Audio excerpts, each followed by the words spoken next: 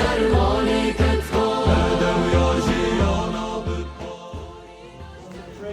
focus today is on Halabja.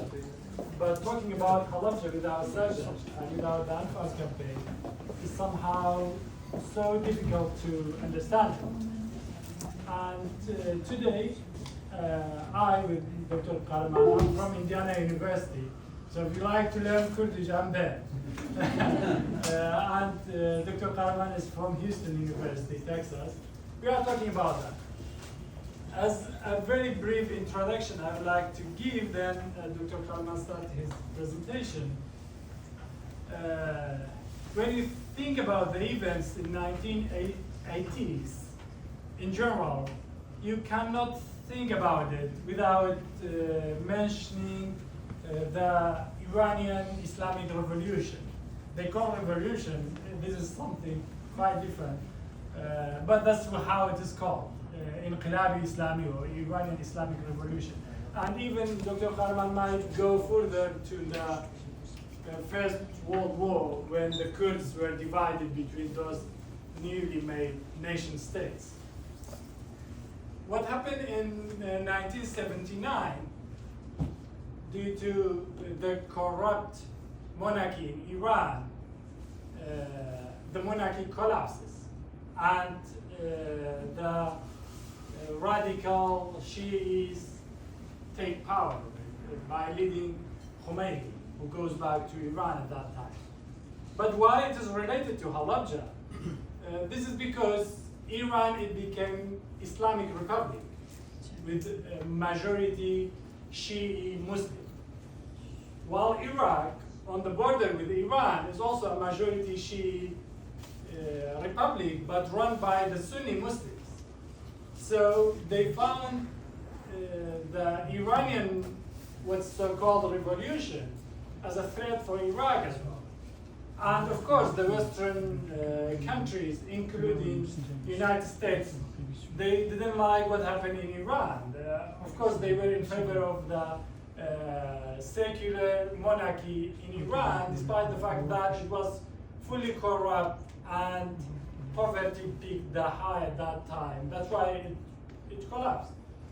So anyway, the Western powers, mainly United States, United Kingdom, France, and all those guys, encouraged Iraq to attack Iran. And they funded it. They armed Iraq to do so. So there are also, Iran is a very multi-ethnic country, including the Arabs in the south, are living in the south. So, and at that time, during the Shah, just before the revolution, Iran controlled some islands on the Persian Gulf and all kind of those things. So the Arabs were mad. And all of them, they liked if Saddam Hussein, the Iraqi dictator, takes a step, and they said, okay, we're gonna support you. And that was so simple. Iraq started the war. It was 8 years war. Nobody knows how many people killed. There's no numbers, but at least talks about 2 million people in the 8 years of war. Iraq started, and then actually it became a gift for the newly found state in Iran, because the Ayatollah said, hey, if you don't unite as Iran, Iraq will invade us. And the war started between those two countries. As you see in the map, you see that. These are Kurdish areas, what we call Kurdistan. So on the border between Iraq and Iran, it's all Kurdish population. So they are fighting, whoever dies is Kurdish on the land. And that was so sad. Unfortunately, with the army in Iraq, many countries, in particular West Germany, arming Iraq with chemical weapons. And Iraq used in multiple times, started Anfal campaign. Anfal, name it Anfal, which is a verse of Quran, to kill those people who convert from Islam or who don't believe in Islam. Saddam Hussein founded this is an interesting topic for the Muslims to get their support if they kill the Kurds. And he killed like more than 100,000 Kurds, but not in a process like Halabja. It was all hidden, and the Western powers just closed their eye to what was going on. And even before Halabja, chemical weapons used multiple times in both sides of Kurdistan. In Iraqi Kurdistan, if it is understandable for you, or we call Southern Kurdistan, and in Iranian Kurdistan, or eastern part of Kurdistan. It was used in Sardash, what just we saw in the 87. It was used in Balisan and in multiple other villages as well. There were no media coverage for that. And unfortunately, because of this, our situation, generally, Iranian Kurds got support from Iraq because they were fighting against Iran. Iraqi Kurds got support from Iran because they were fighting Iraq. And this is the situation of Kurdistan. I mean, this is so complex. So when Iran invaded Halabja, the Kurds were also happy. The Iraqi Kurds said, okay, Saddam is no longer here, so we can be free. Or even, I mean, it was all dreaming about freedom. I mean, the same thing happened in the 1990s when US bombed the Gulf, when Iraq invaded Kuwait. That's a whole long story. But whoever comes to Kurdistan, people see it as as a hope for freedom. Except the government. I mean, if you go, anyone fights Turkey, the Kurds from Turkey, they might see as a hope for freedom. It doesn't matter who's he or she or the government. That was the same thing happened in Halabja. I'm not making it long, it was just a brief introduction. I'm now letting Dr. Qaraman to talk about that, but feel free to raise your hand because we just want to make sure everyone is engaging with what we are talking about, because we are talking about facts, and you can criticize us for if we miss a fact or something like that. You can ask a question during the presentation, that's quite fine. We came from academia and it is quite fine, you accept that. So now it is Qaraman's time. Yeah. Thank you again. So if we go a bit further, so I'm not going to make it like very complicated, but if you go a bit further, like the creation of these states was not normal.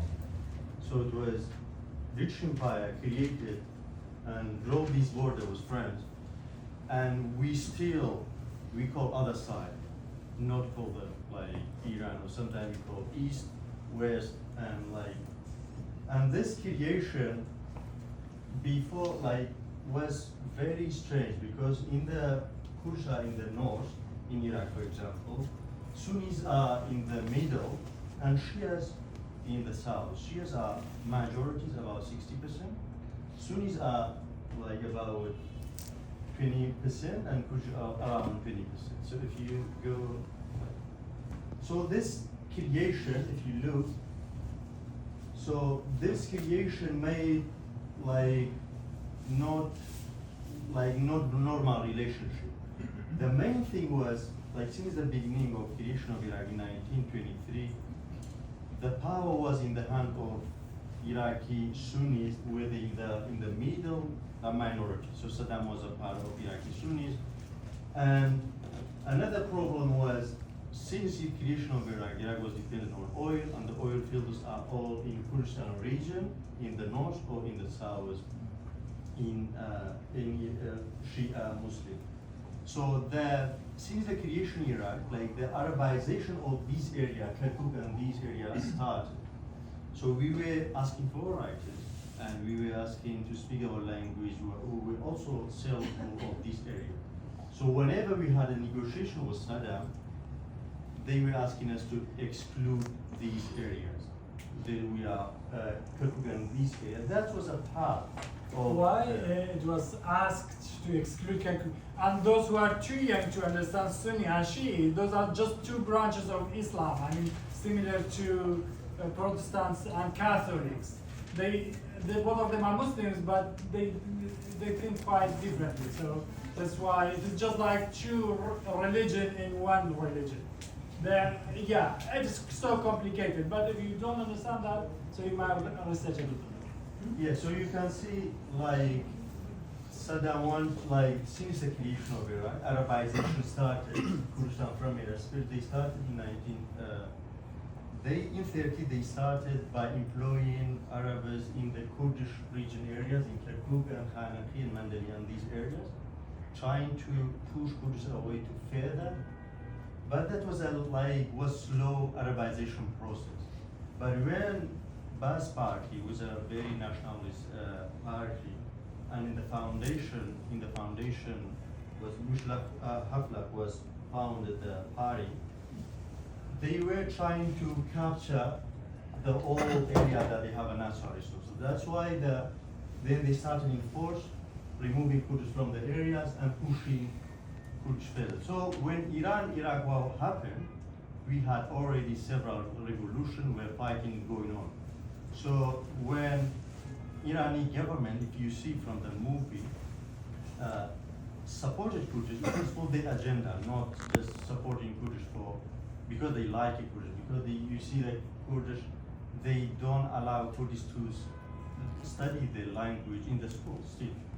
So every time they use the political party, promise them they are supporting, but whenever there was opportunity, there was a deal with Iraqi government, they left Kurdish and they said that you can find food. In Kurdish we say "Labarchai Jwani Imanabu." It was not because of our nice black eyes. It was just regional conflict. So Iran supported Iraqi Kurds and Iraq supported Iranian Kurds, while both of them were against local Kurds within their boundaries. Okay, so how they related to Halabja? Because they started to campaign, the Anfal campaign in 1986 and 86 until 89. So they were trying to remove all the villages. They destroyed around 4,000 villages, and Halabja was a part of this. So because it was during the war between Iran and Iraq war, they believed that if nobody said anything to Iraq, because they used chemical weapons against like Sartash and other areas, nobody said anything. But they said maybe it will be okay, they using Halabja. So they bombarded Halabja and they killed 5,000 civilians in Halabja.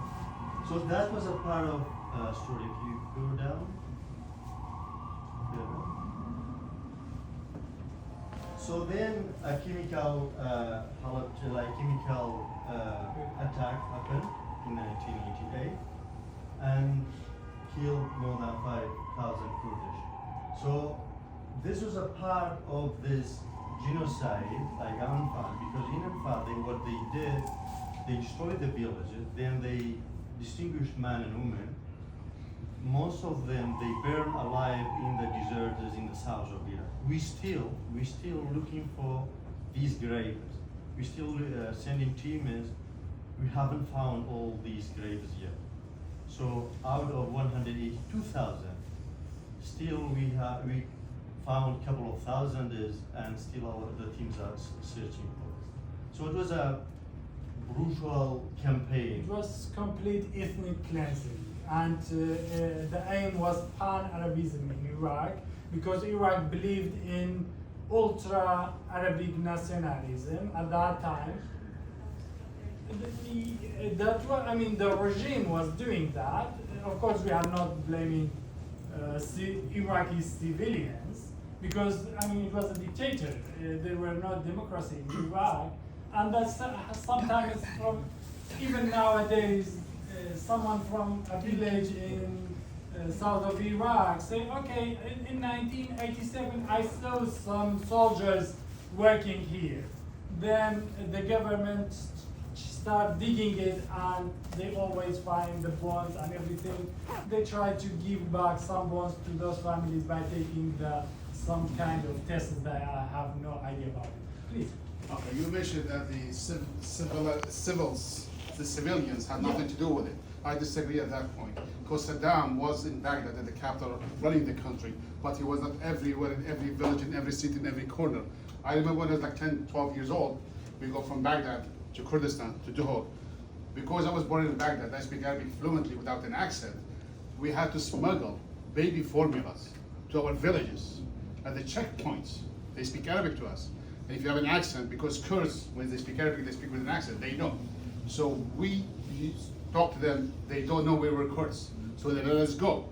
So Saddam was not only in every single checkpoint there. So the civilians, especially the Sunnis, were much involved, more than Saddam, and they That's were also rewarded. true, but we So still don't cannot blame don't make it peaceful process. There wasn't. Civilians, There is. 80-90% of the Arabs in that country at that time were against Kurd. They were ethnic cleansing. So that's it. Until now, as we speak, as we speak. 80-90% Okay, support. Thank you so much. Thank you. That's one point I want to talk about. So what aftermath of Halabja? So we easily forgot, especially the leadership, not the people, not the Kurdish people. Yesterday, Dr. Kamal Suleimani talked about the political parties, and sometimes they decide about stuff that we never accept. So one of them, they immediately to political party, like forgot about this. Still in Kurdistan regional government, we told them several times, still they haven't recognized it. The government recognized it, but that's not the one we wish to, and that was not we looking for. So the Kurdistan regional government should recognize it by law.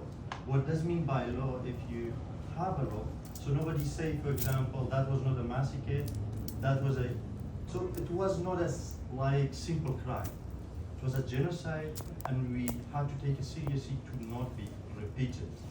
So that's why we saw Shangal again in 2014, because the people who live in Iraq, still they are not considered as a atrocity, as like a crime that's not a simple crime. Okay, so we talked about that Halabja happened, Anfal happened, about 200,000 civilians killed. I mean, we are talking about civilians, not the fighters, because if you fight, one side should be killed, and that's the rule of war. But we are talking here about civilians.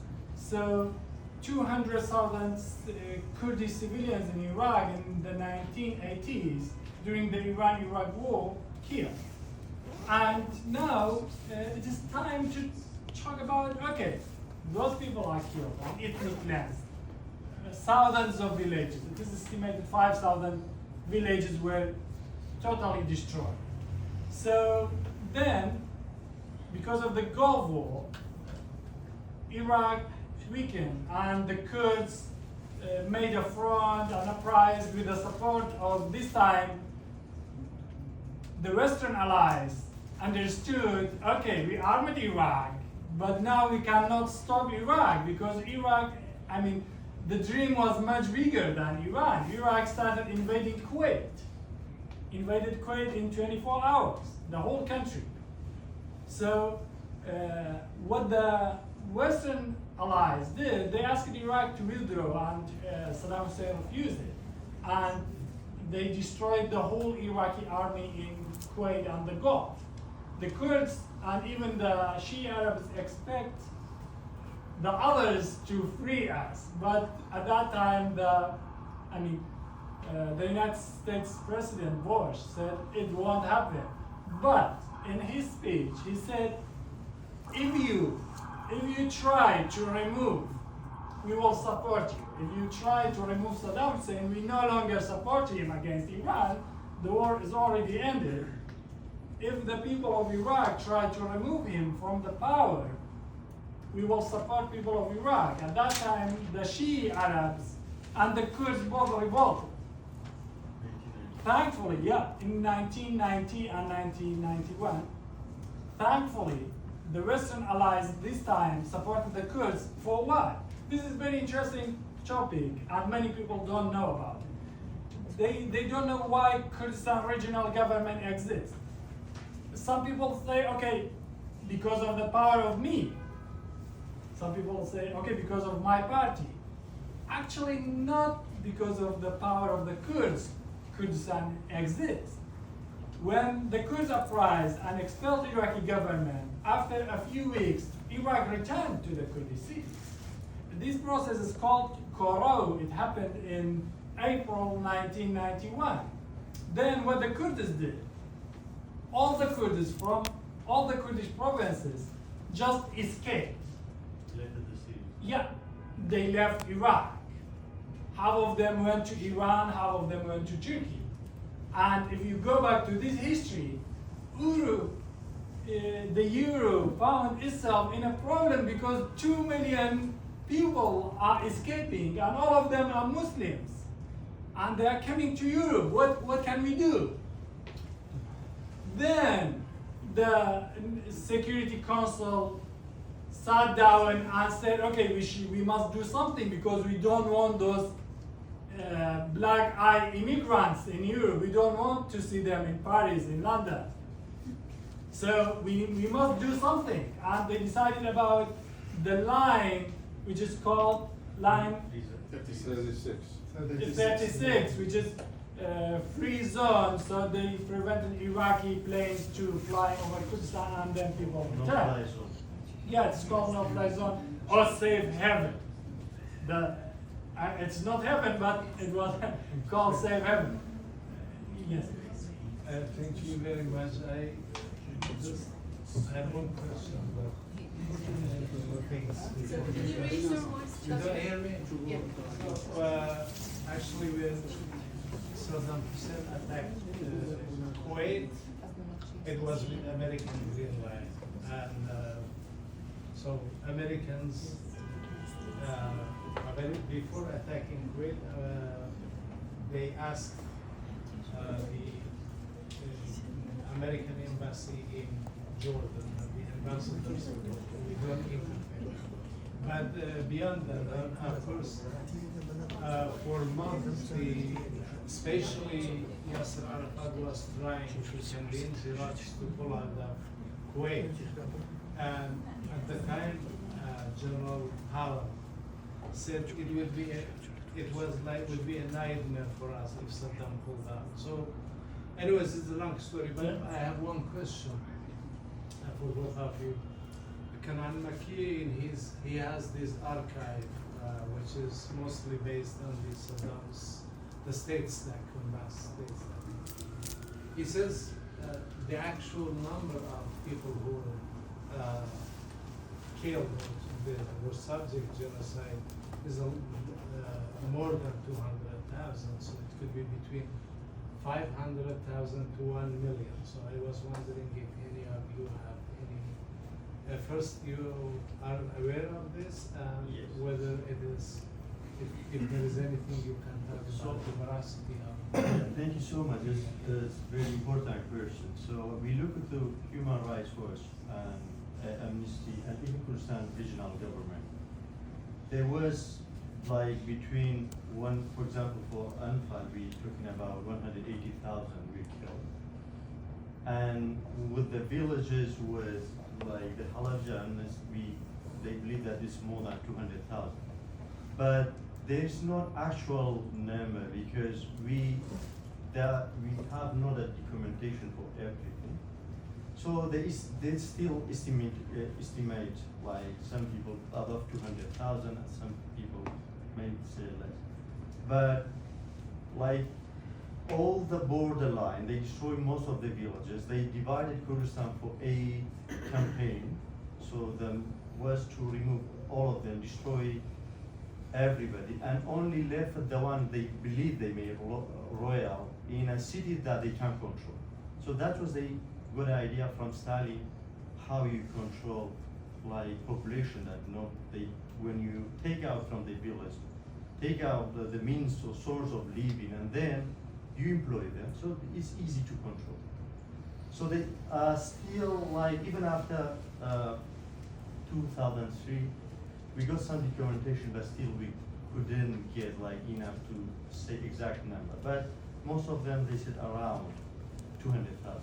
Okay, let's talk about the aftermath then, just to manage the time. So it all happened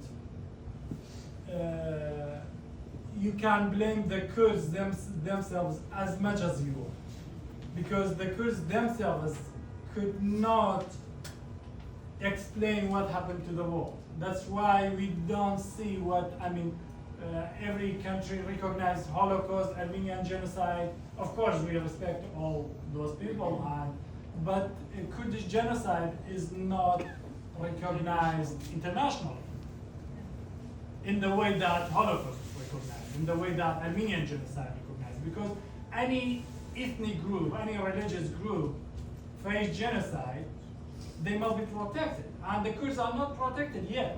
So we saw happen in Kobani, genocide happened again. We saw in Shengal against the Yazidi Kurds.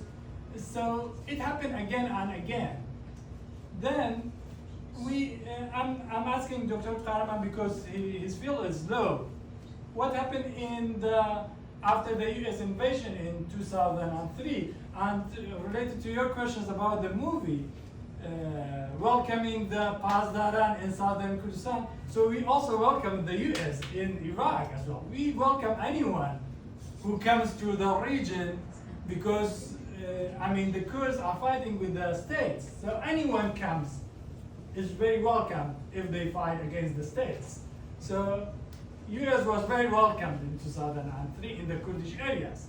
And again, it's not because of the U.S. blue eyes, because they were fighting with Iraqi central government. That's why we like them. And we're still in love with them. This is a little bit romantic, not political. Sorry about that, but that's how it is. So then they put Saddam Hussein in jail. What happened? If Saddam Hussein questioned about Halabja or not? So we were expecting, and we were quite helpful that there was a trial for Halabja and for Antifa. But this was never happened. Because at that time when they removed Saddam, Shias were majority in the parliament, in the government. As I told you from the beginning, they were still about 60%. Sunnis are 20%. So we are about 20%. So even we tried hard to know more truths about in the trial, but they tried, especially the Shia group, tried to take a revenge as soon as possible, as soon as they can. So they put another case, was at Dujail. So Saddam Hussein in 1984 killed 182 people from villas of Dujail in Shia. So that was the first trial for Saddam. And we were in the middle of Anfal trial when they executed Saddam Hussein. So we lost a huge opportunity to investigate with all these people. So you can see from this is we call chemical Ali Kimyai. So that was responsible for bomb bearing Halabja, like chemical attack, and also for campaign. So most of these people were executed, but Saddam was executed in December 2006. Yeah. So even it was a celebration for Eid, but they. So think about it. Genocide happened, the regime collapsed, but still the same mind in central government in Baghdad. So they didn't give enough time to question those guys. Why did you do that? Who supported you? Who armed you? Because we need all those documents. And we know Europeans are responsible for the arming the Ba'ath regime, but we need those documents to at least to find them, to rebuild Halabja, to rebuild the 5,000 Kurdish villages. But suddenly in the morning, the central Iraqi, let's call it government, but it's not government, it's militia. Iraq is never Iraq, what you see on the map. It's all militia running this country. Now there's the Kurdish Peshmergas, which are also unfortunately working as militias. These are not following the law. Also, the Shi'i militias run the south, and in the morning of Eid, they executed Saddam Hussein and for killing 184, I think. 184 people in a village of southern Iraq, but not questioning him about killing 200,000 people of Kurds. I just want to maybe, let's focus on like one thread and follow it through before jumping back and forth. So maybe going back to the point you were making about recognition of genocide and what that entails. I think we missed the point of like international recognition does not entail like automatic protection. I don't think that's fully accurate. But going back to recognition domestically and what that entails. So some of the issues that happened, which you touched on by the Saddam trial was not very up to standards, but the aftermath now today, what does the KRG, what does the Iraqi government do for survivors? I think that might be some point we could discuss and it could be So beneficial. we're talking about that. So to do something for the survivors, it's the most important thing is recognition. So recognition from Iraqi parliament, and also from Kurdistan regional government. So when you made a law, so the law gives the power that these people face genocide to ask for compensation and for healing, what we can do for these people, and don't allow people to take these like crime as a normal. Yeah. So for example, because we are talking about Holocaust, in all these more than 50 states that recognize Holocaust as genocide, they issued a law. So for example, even in South Korea, if you say Holocaust was not a genocide, so someone can take you to the court easily, because that was by law. But we have to distinguish that it's just recognition is not enough if we not make a law for this recognition. So we need to do it, for example, in Kurdistan parliament, in Iraqi parliament. So there was this initiatives in some countries, like in United Kingdom, in Norway and Sweden. So there's a recognition, but there's no a law. So we as people in diaspora, we can't do much, but because we maybe we don't have a strong coordination.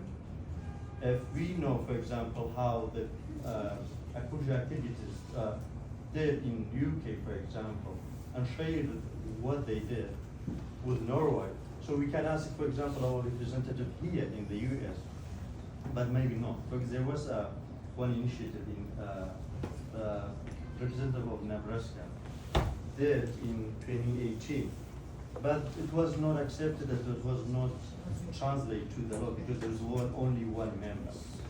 So imagine if, for example, we have Kurdish community in main areas, for example, in Nashville, for example, in Washington, D.C. area, and for example, in Texas, in Dallas, and California, all these people ask their representative to initiate a bill or proposal for the Congress. And instead of one member of the parliament, we have like 4, 5, maybe 10 members supported, then working with other lobbies like Armenian lobbies and Jewish lobbies, then may achieve something that